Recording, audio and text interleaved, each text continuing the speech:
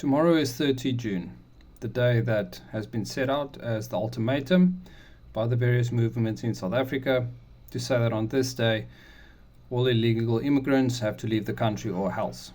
We still don't know what the or else means, but I decided that I'm going to use what small platform I have just to put out a message and say that please, South Africa, do not resort to violence.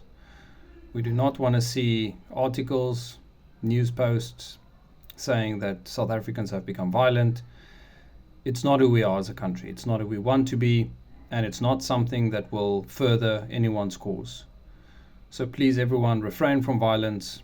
Anyone potentially affected by this, by potential protests, I ask that you remain safe, try and avoid any confrontations, and for those who have been part of this movement, I want to say that we agree. We hear all of the grievances that are being mentioned. We agree that illegal immigration has to stop, but there are proper ways of doing things and there are bad ways of doing things. And we want to do this the proper way, through legal channels, through proper law enforcement, and not through blind violence and rage.